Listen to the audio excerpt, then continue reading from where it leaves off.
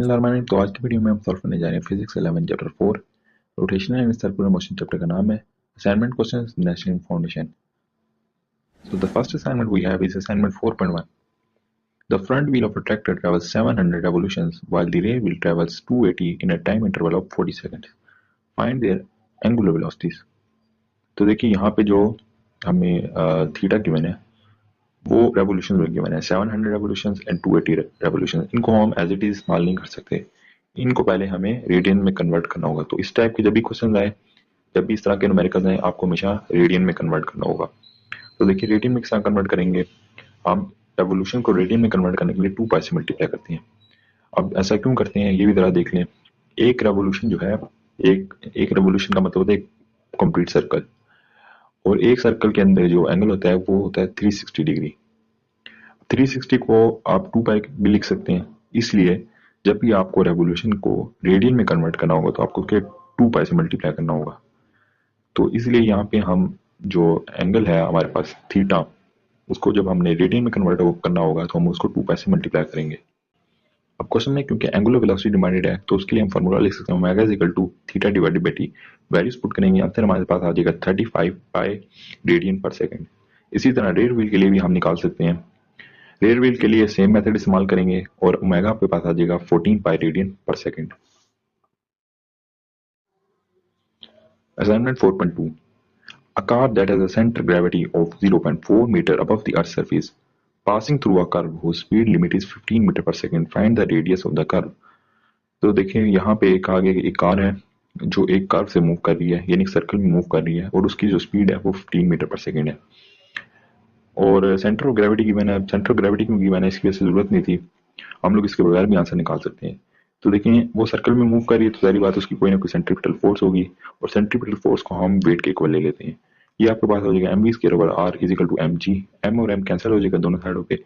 r क्योंकि हमने find करना है, रेडियस फाइंड करना है, इसलिए हम उसको एक साइड पे ले जाएंगे, बाकी नॉन क्वांटिटीज को एक साइड पे ले जाएंगे, वैल्यूज पुट करेंगे और आंसर हमारे पास आ जाएगा 22.96 metre. Assignment 4.3. Earth rotates about its own axis. What will be its angular momentum when its average angular speed around its axis is 7.29 into 10 to the power -5 radian पर second. तो देखिए find क्या करना है, एंगुलर मोमेंटम फाइंड करना है। Given क्या है, एंगुलर स्पीड गिवन है। तो एंगुलर मोमेंटम के लिए फार्मूला लिख सकते हैं इनर्शिया इनटू ओमेगा, ओमेगा जो कि एंगुलर स्पीड है।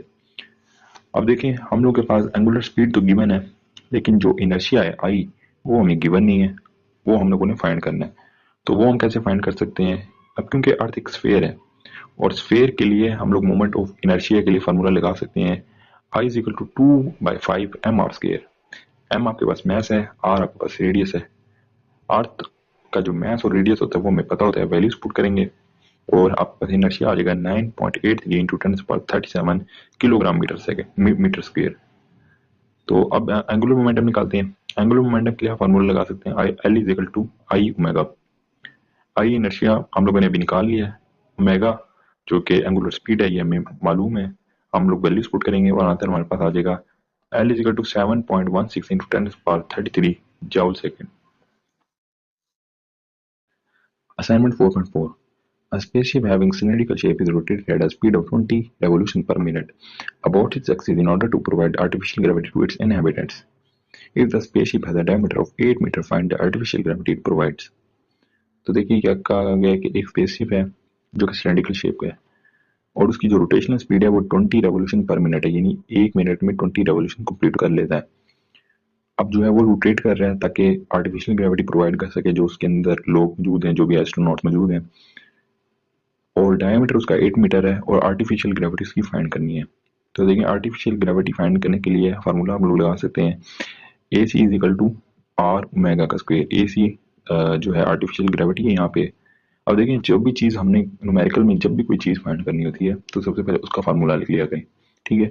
उसका फार्मूला लिख लें, जो नॉन क्वांटिटीज हैं वो देख लें कौन सी है, और जो अननोन क्वांटिटीज हैं उनको कैसे अप्रोच करना है ये देखिएगा। तो न्यूमेरिकल सॉल्व करने का हमेशा यही तरीका होता है।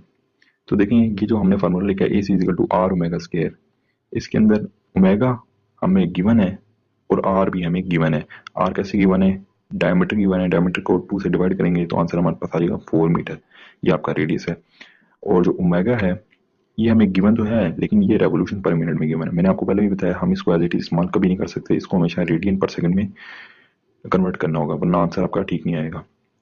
तो देखिए, इसको रेडियन पर सेकंड में कैसे कन्वर्ट करेंगे, इसको मल्टीप्लाई करेंगे 2 पाई से, ठीक है। और क्योंकि 6 पर मिनट है, तो इसको हम लोग 60 से डिवाइड भी करेंगे, ठीक है, क्योंकि 1 मिनट में 60 सेकंड होते हैं। तो आंसर आपके पास आ जाएगा 2.1 रेडियन पर सेकंड। अब ये जो एक्सेलरेशन का फार्मूला है, आर्टिफिशियल ग्रेविटी का फार्मूला है। आर्टिफिशियल ग्रेविटी बेसिकली होती है एक्सेलरेशन ही है, आर्टिफिशियल एक्सेलरेशन। उसका जो फार्मूला है उसके अंदर हम वैल्यूज पुट करेंगे, आंसर हमारे पास आ जाएगा 17.6 मीटर पर सेकंड स्क्वायर। तो इसी के साथ आज की हमारी तमाम असाइनमेंट्स खत्म हो गई हैं। तो अगर वीडियो पसंद आई है तो लाइक शेयर सब्सक्राइब करें, and until next time, Allah Hafiz.